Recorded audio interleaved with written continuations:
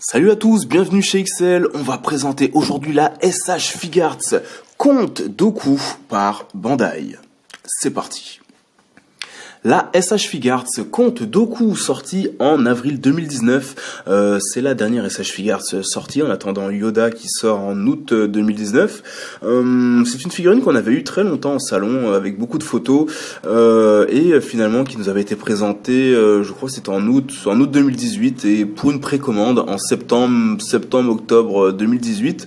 Bandai qui est très axé sur la prélogie en ce moment, donc on a eu consécutivement Anakin Skywalker épisode 3, Obi-Wan Kenobi épisode 3 et enfin le conte Doku pour finir ce duel entre les trois Lascars. Alors, ce conte Doku va diviser les fans de SH Figuarts. Je vous avouerai que j'ai pris un peu de temps à faire cette review car j'étais un petit peu dans le flou. Je ne savais pas quoi penser vraiment de cette figurine. Alors, au premier abord, c'est une belle figurine. Sauf qu'en se penchant un petit peu plus sur les détails, ce qui choque en premier, effectivement, c'est la tenue. Du coup, c'est pour moi là un mauvais point, parce que moi j'aime beaucoup la tenue de Doku avec ce côté brun foncé, cette ceinture un petit peu plus claire. Et ensuite ce pantalon avec une autre nuance de marron, ce qui fait que là il est uni et du coup moi je trouve que ça lui enlève un petit peu de classe. Ça c'est dommage. Donc voilà, de ce côté-là Bandai a pour moi a vraiment raté cette tenue. Pourtant c'est pas très compliqué. Je ne sais pas. Je ne sais pas vraiment pourquoi ils se sont dit en marron comme ça va passer. Il y a vraiment une grosse différence de couleur. Je vous mettrai la photo de la Hot Toys ou la photo de la Hot Toys qui est très réussie. Et vous verrez que il y a vraiment des grosses différences de teintes. J'ai pensé pendant un moment que c'était ils ont voulu refaire la tenue de Clone Wars, la série animée.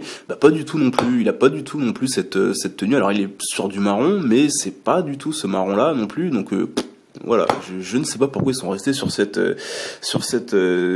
tenue. Au niveau de la cape également, Bandai a pris des libertés. Alors je m'excuse d'avance, cette figurine a déjà été un brin modifiée. Je l'ai un brin modifié déjà avant de faire la review parce que je ne pouvais pas je n'arrivais pas avec le revers.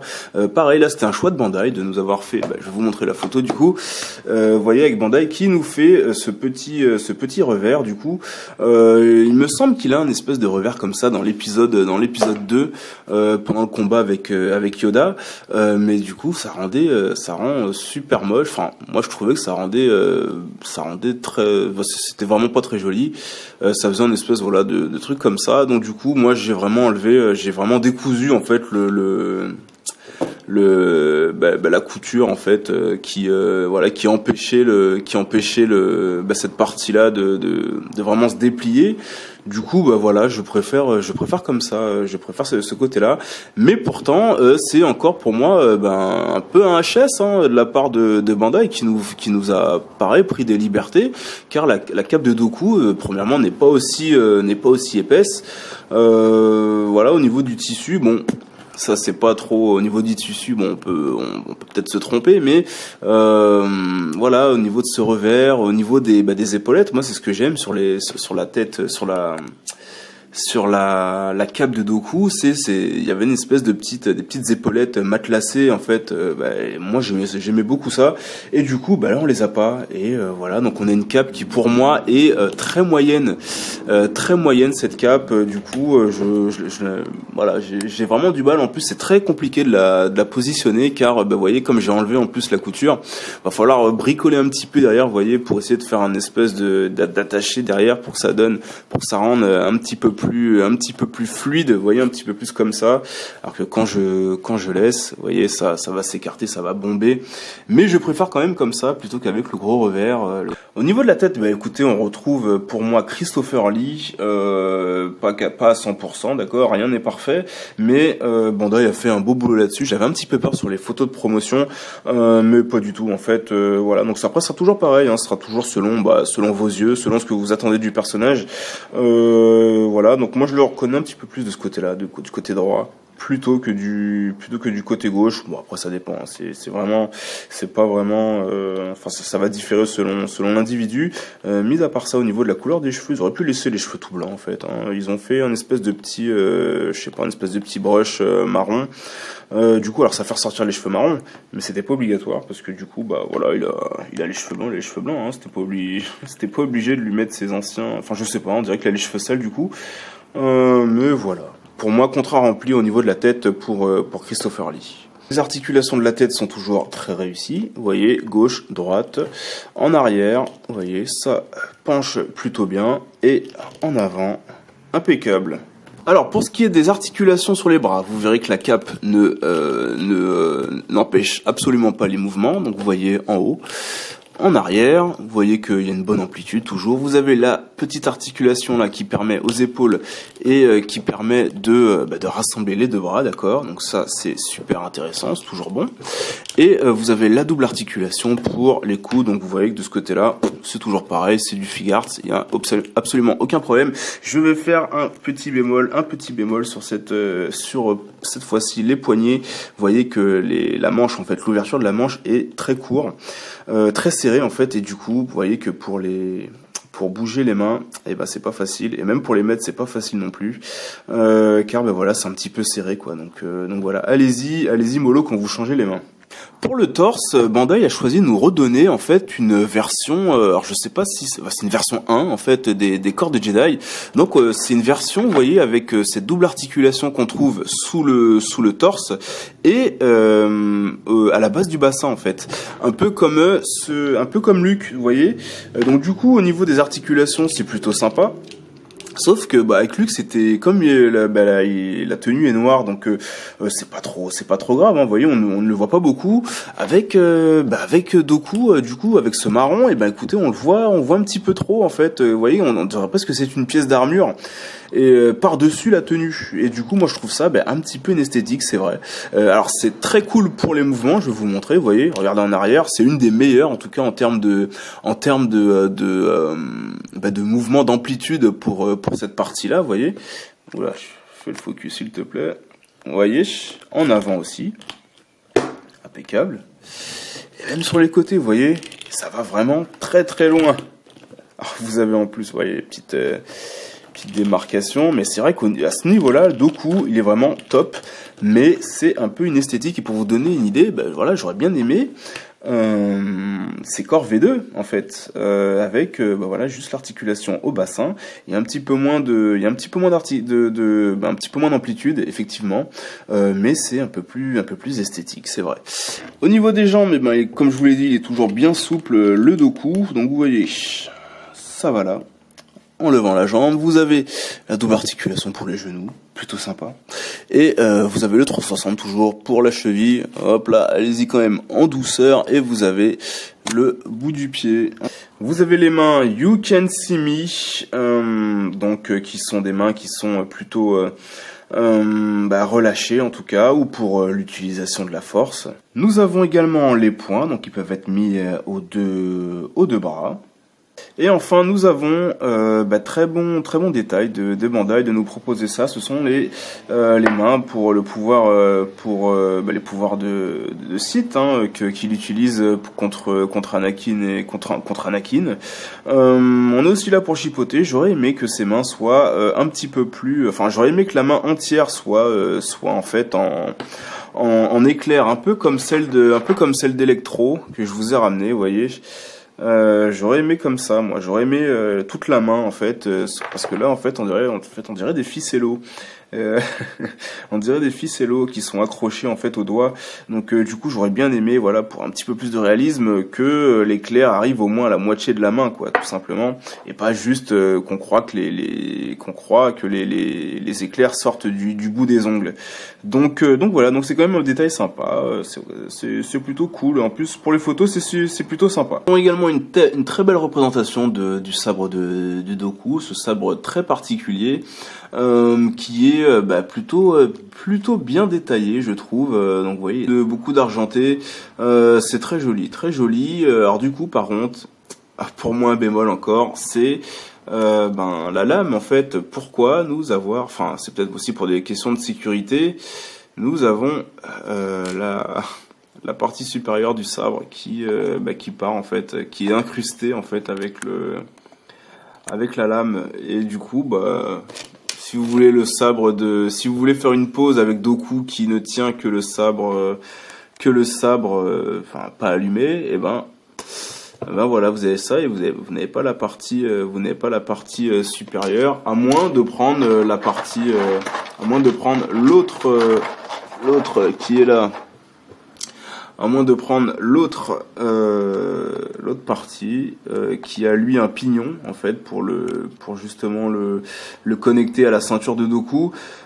C'est plutôt sympa, mais du coup voilà, vous avez le petit pignon qui peut peut-être gêner. En plus, comme je vous ai dit que les manches étaient assez fines, assez serrées, donc ça va être un petit peu compliqué en fait. Enfin, pour terminer, nous avons la tête alternative de Doku. Vous ne voyez pas de différence, c'est normal, moi non plus. Bandai nous a proposé la même tête. Enfin, quasiment la même tête à un froncement de sourcil près. Voilà, je trouve ça très décevant parce que du coup, pour les photos, on garde la même tête, quoi. Cette tête, alors heureusement que la tête est bien faite, mais nous donner quasiment la même expression, moi, je ne comprends pas. Ils n'ont pas été choqués par la tenue marron, ils n'ont pas été choqués par la cape, ils n'ont pas été choqués non plus par la tête qui est quasiment pareille. Voilà. Donc moi, je trouve ça vraiment décevant. Surtout qu'en plus, j'ai pas parlé de ça, mais ce Doku est une web exclusive. Web exclusive, ce sont les figurines, les figures qui ne sont trouvables que sur internet et comprenez par là qu'en préco, parce que si vous ne les précommandez pas, vous les trouvez à prix malin à 120 € 2 semaines après, donc du coup voilà, aucun intérêt. Au niveau de la taille, nous avons un Christopher Lee qui culmine à 1m93. Donc du coup on va voir si ça correspond plutôt bien. Nous avons ici un Battle Droid SH Figuarts, ouais, plutôt sympa. Les Battle Droids sont quand même très très grands. Nous avons Anakin épisode 3 qui est là, donc qui est quand même beaucoup plus petit, un petit peu plus petit. Nous avons Obi-Wan, plutôt sympa. Donc au niveau des échelles, c'est plutôt bien respecté, pas de problème. Vous voyez, Obi-Wan, ouais, pas mal. S'il y en a qui veulent s'essayer avec une Black Series, vous avez la Black Series Jango Fett. Il est assez grand quand même, Jango Fett. Je me demande si la figure n'est pas plus petite. Donc là, vous voyez, il fait presque la même taille, moins que l'antenne comprise. Je me demande s'il est pas trop, il est pas un petit peu grand, ce Jango Fett, ou en tout cas trop grand pour une figure. Nous avons un clone Trooper Black Series, pareil.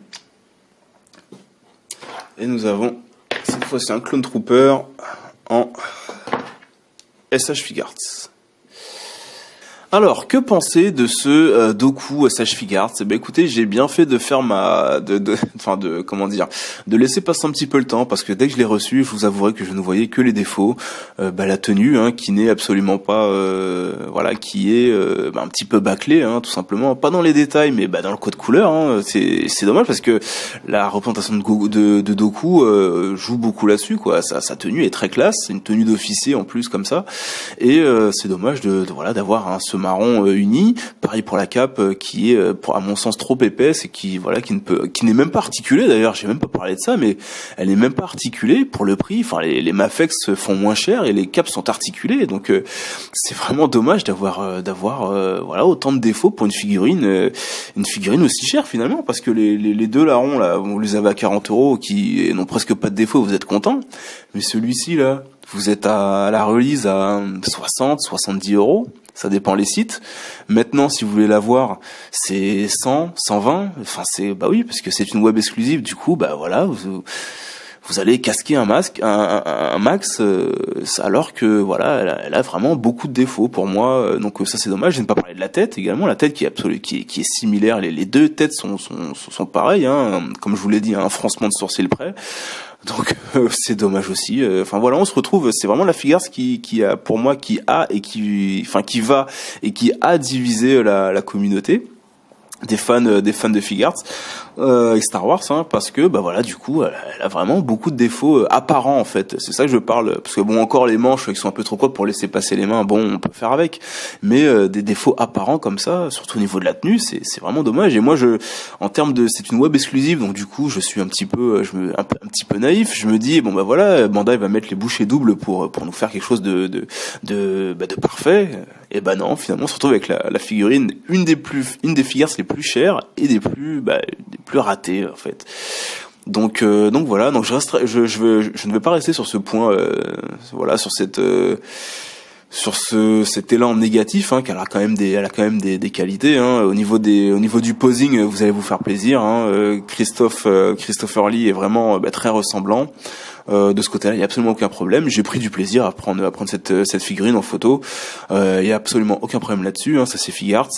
Mais voilà, c'est dommage. Elle aurait pu être beaucoup mieux, et ça c'est dommage. Donc voilà. Bon bah je crois avoir tout dit. J'espère qu'en tout cas cette vidéo vous a plu. Et puis bah voilà, on se reverra sûrement pour d'autres figures, pour d'autres choses sur la chaîne. Yoda arrive en août, donc j'espère également qu'il n'y aura pas trop de défauts. La boîte va être bien lourde en tout cas avec ce qu'on a pu voir sur les images de promo. Donc voilà, on espère. Voilà. Donc je vous dis à la prochaine et puis on se quitte en photo.